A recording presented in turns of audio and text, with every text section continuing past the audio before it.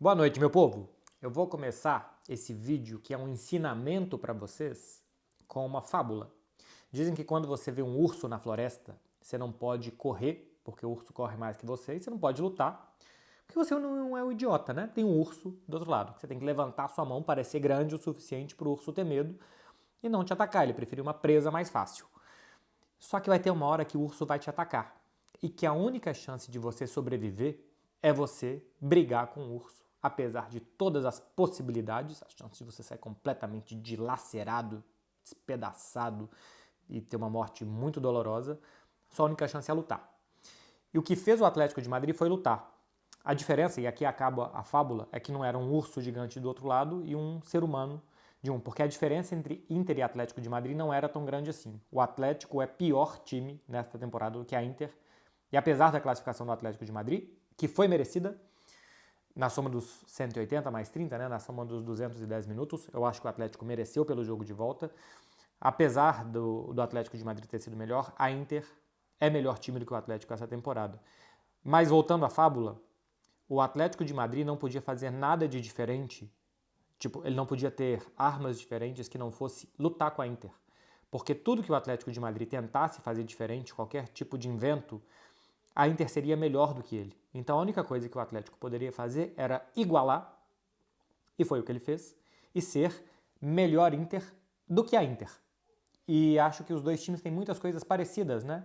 Jogam com 3 zagueiros, 2 atacantes por dentro, um mais fixo, um mais móvel, ganham muitos duelos, atacam com muita gente, gostam de tanto atacar posicionalmente, ganhando rebotes e se impondo, mas sem uma posse de bola longa, e quando se defendem também se sentem confortáveis. Os dois times têm propostas muito parecidas, têm filosofia de jogo muito parecidas. A diferença é que nesta temporada a Inter estava executando muito melhor do que o Atlético. Em 2024, eram 13 vitórias da Inter, com 5 gols sofridos e 31 marcados, e o Atlético nos últimos 10 jogos tinha ganhado 3 e perdido 5 jogos, tomando mais gols do que fez.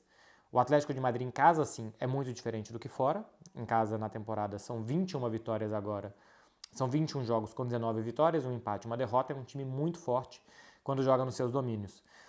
A Inter, que foi muito superior no jogo de ida e que faz uma temporada muito melhor que a do Atlético de Madrid, só venceu por 1-0.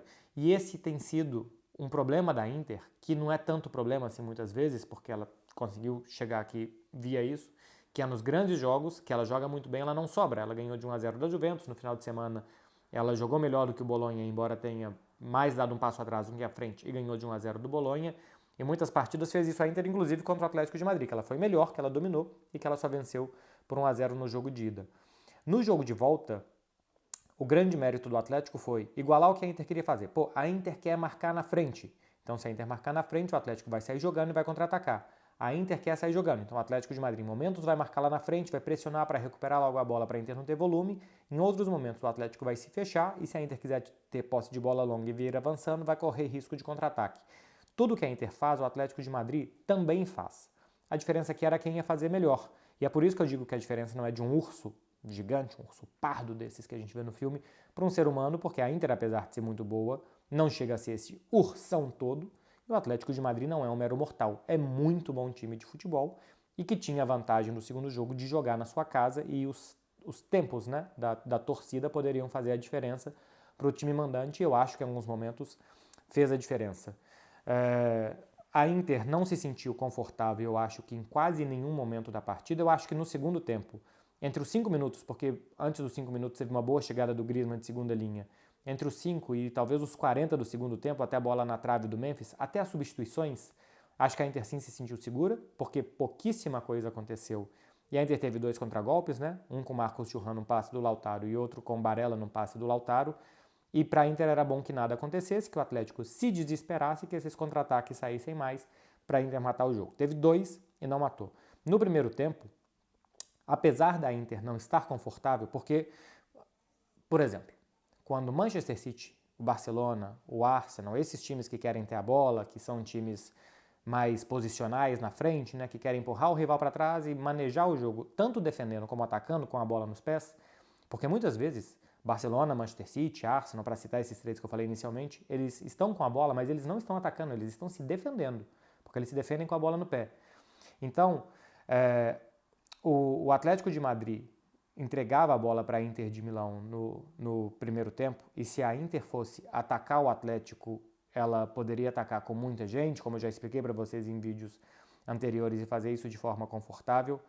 E na hora de se defender e sair em contra-ataques, a Inter também poderia fazer isso de forma confortável, só que em nenhum momento ela atacou posicionalmente do jeito que normalmente ela faz, criando superioridades dos lados, e em nenhum momento ela saiu jogando desse traço, só no lance do gol, com toques rápidos, podendo conectar rápido à frente, de forma confortável. Por exemplo, contra a Juventus, contra o Bolonha, contra o Napoli, contra a Lazio, em alguns jogos que eu vi da Inter essa temporada, ela se defendeu atrás, não deixou o adversário gerar muito, e em todo momento do jogo ela gerou situações de contra-ataque. Se defendeu, sem a bola, de forma confortável.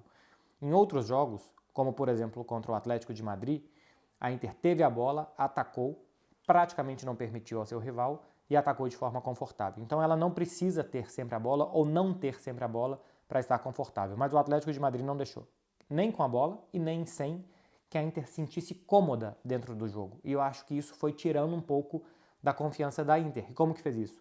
Marcando em cima, pressionando, toda hora mordendo, toda hora estressando os jogadores da Inter. Pô, se eu errar, os caras vão tomar a bola. Se eu errar e tomar a bola, eles vão correr muito. Eu senti que, especialmente Barella, Mkhitaryan, Çalhanoğlu, os jogadores de meio campo estavam estressados com a falta de comodidade que eles encontravam no jogo. O gol da Inter, para mim, é um golaço, mas é um gol muito, muito bonito, porque tem tudo o que um futebol desses que a gente normalmente tem a considerar os times que jogam bonito, né? Vou citar de novo o Manchester City. Tudo que esses times gostam de fazer, o conceito do terceiro homem. O Lautaro recebe de costas, puxa a marcação com ele, entrega a bola para um jogador atrás, para que alguém entre nas costas do Lautaro, lá ele, o Marcos Thuram, que está liberado para falar o que quiser, explicar o lance.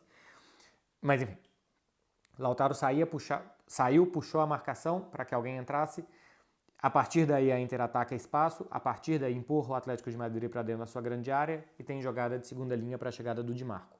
Todos os conceitos de futebol posicional bem utilizados de toca e passa, a Inter utilizou para fazer o seu gol. Antes disso tinha tido uma arrancada do Dumfries logo nos primeiros 10 minutos de jogo, que também acho que era o que a Inter queria fazer, forçar um erro do Atlético de Madrid e correr, tanto que eu acho que começa o Dumfries e não Darmian no jogo por conta disso. Ia ser um jogo de transições e menos controle da Inter, então para transições o Dumfries tem muito mais condições de dar aquelas galopadas imensas pelo físico dele e de, numa dessas, definir o jogo como ele quase fez. O gol do Atlético de Madrid logo depois, quando a Inter poderia ficar confortável com 1-0, o gol do Atlético de Madrid logo depois, né, num bate-rebate, numa bola que sobra para o Griezmann marcar, deixa de novo o jogo com esse quê de estresse para a Internazionale e o jogo vai ficando longo. Era o que o Atlético de Madrid queria, porque muitas vezes é uma tática do Atlético de Madrid dividir o jogo em frações. Então, os primeiros 10, 15 minutos de muita pressão, depois algum tempo de marasmo para de novo pressionar ou no final do primeiro tempo ou como foi, por exemplo, no final do segundo. Pô, vamos chegar vivo ao minuto 80 e a partir do minuto 80 a gente meio que tem que ir para tudo ou nada. Não precisa ir para tudo ou nada e correr risco no minuto 65 para eles terem 25 minutos de contra-ataque contra a gente, sendo que a gente pode administrar e ver o que acontece, especular um pouco mais até o minuto 80, 85 e ver o que acontece nos minutos finais. As substituições melhoraram muito o Atlético de Madrid, que jogou sempre bem o Atlético. A questão é que as substituições não melhoraram a Inter. A entrada do Darmian, do Fratesi, do Alexis Sanches, depois do Klaassen, essas substituições não fizeram a Inter jogar melhor. Ao contrário, o Atlético de Madrid, quando entra Ángel Correia, o Memphis entrou muitíssimo bem. Para mim o melhor em campo é o Griezmann, mas o Memphis entrou muitíssimo bem. O Ángel Correia e o Riquelme, principalmente esses três, melhoram muito o Atlético de Madrid, que no final manda uma bola na trave com o Memphis, faz o gol com o Memphis e depois ainda tem a jogada do Rodrigo Riquelme, que a bola passa muito perto para sair o terceiro gol. O início da prorrogação ainda tem os seus lasicás, né? O Marcos Thuram tem uma, a Inter tem mais uma ainda no primeiro tempo, o Atlético de Madrid também tem, depois o cansaço e o medo das duas equipes faz com que o jogo vá para a disputa de pênalti e ali o Atlético de Madrid é mais feliz. Gostei muito do jogo do Witsel também, o Witsel foi muito bem na marcação do Marcos Thuram, que perde a mais clara do jogo, né? Cara a cara, quando o jogo estava 1-1, chuta muito mais forte do que com direção e isola a bola. Enfim, a Inter teve as suas, embora o Atlético de Madrid tenha sido melhor no jogo. Não é para se descartar o Atlético de Madrid, não vive um bom momento na temporada, ou não vivia até esse jogo, mas é uma equipe que sempre em jogos específicos pode chegar. Gente, o Atlético de Madrid não perdeu do Real Madrid essa temporada. 90 minutos, 3 empates e uma vitória contra o Real Madrid. Perdeu uma na prorrogação, ganhou outra na prorrogação, mas em 90 minutos não perdeu nenhuma vez do Real Madrid. A Inter de Milão me deixa com um pouquinho de gosto amargo, porque não torço para a Inter, não tenho absolutamente nada contra nem a favor da Inter, mas eu estava gostando muito de ver esse time jogar. Vai sobrar para a Inter simplesmente ganhar o campeonato italiano, porque caiu para o Bolonha na Copa Itália, ganhou a Supercopa, e vai ser pouco para o tanto que esse time está jogando. É um time que chegou até a final da Champions passada, que nessa temporada melhorou e que na Europa teve um desempenho pior. O futebol tem dessas coisas, né? Não conseguiu chegar longe como queria. E o Atlético de Madrid... Pode passar. Clara estava gravando o vídeo dela, vai lá em canal de Clara Albuquerque para acompanhar também outro conteúdo sobre esse jogo. E o Atlético de Madrid, que faz uma temporada irregular, vai até as quartas de final da Champions e continua sonhando. Vai ser um adversário duro para quem quer que apareça pela frente. Acho que o jogo de hoje cria uma conexão com o Metropolitano, que não é mais o Wanda Metropolitano, tá, gente? Caiu o naming rights do Wanda, que é só Metropolitano. Acho que o jogo de hoje acaba de criar uma conexão com esse estádio que estava faltando, e talvez estivesse faltando isso. Sair perdendo no marcador de uma eliminatória que já estava 1-0 para virar, para ganhar nos pênaltis. Talvez faltasse isso para esse estádio ser definitivamente a casa do Atlético de Madrid. Fora que ficou mais de um ano sem perder. Nos últimos 28 jogos, são 26 vitórias, talvez. Tem 2 empates com o Getafe, tem um empate com o Real Madrid, tem uma derrota para o Atlético de Bilbao nos últimos 28. Então são 24 vitórias e só uma derrota nos últimos 28 jogos no seu estádio. Domingo tem o Barcelona, que foi o último a ganhar do Atlético de Madrid, antes do Atlético de Bilbao ganhar há pouco tempo. Isso foi em janeiro do ano passado. Enfim, em 14 meses foi apenas 2 derrotas do Atlético de Madrid no seu campo e talvez faltasse isso. Vai ser um adversário muito duro para todo mundo. É um gosto amargo para a Inter, né? Que jogou muito bem até aqui, que hoje foi superado em duelos individuais. Pô, você tem que ganhar um duelo, você tem que cortar uma tabela, você tem que correr mais do que o cara, você tem que acertar uma finalização, você tem que travar uma finalização. O Atlético de Madrid se deu melhor do que a Inter em tudo isso. Não se pode descartar um time que é capaz de eliminar a Inter de Milão. Então tem que se levar o Atlético de Madrid muito em conta.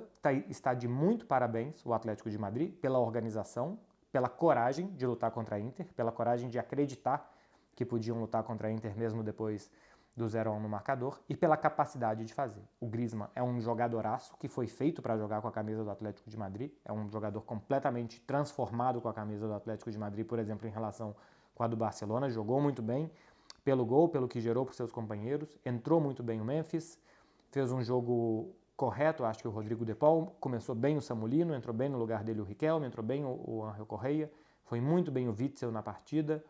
Acho que foi bem o Llorente também pela direita, criou algumas jogadas de perigo, enfim, foi bem o Atlético de Madrid. A Inter, durante o jogo, acho que não conseguiu se encontrar. O meio-campo não conseguiu conectar o ataque como queria. Lautaro Martinez e Marcos Thuram tiveram alguns momentos, mais do Lautaro até do que o Marcos Thuram, porque perdeu a bola decisiva do jogo. O Jan Sommer fez um muito bom jogo.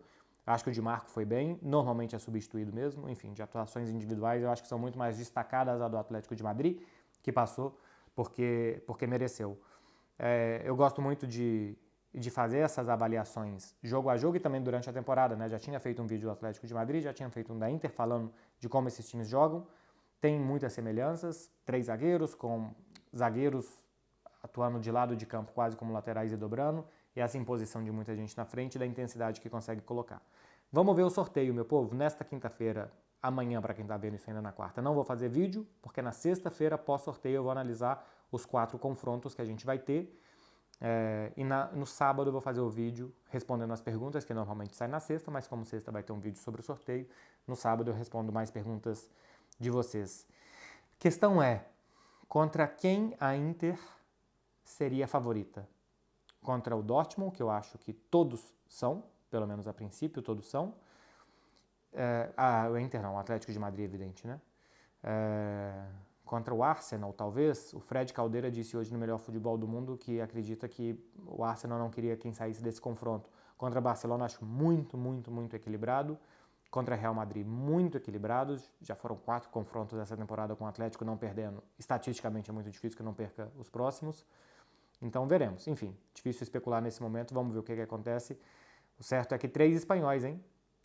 Dos 8 classificados. 3 espanhóis chegam, mais uma vez, o país com mais representantes. Isso já aconteceu algumas vezes nos últimos anos. 3 espanhóis, 2 ingleses, 2 alemães, 1 francês. Os 8 classificados para as quartas de final da Liga dos Campeões. Veremos o que sai no sorteio. Sexta-feira tem vídeo aqui para vocês. Curte aqui para me ajudar e se inscreve aqui para não perder os próximos conteúdos. É a única coisa que eu peço para vocês me ajudarem. Conteúdo aqui totalmente de graça. Então faz isso aí para me ajudar. Beijo, meu povo. Boa noite para vocês. Juizinho e até sexta-feira.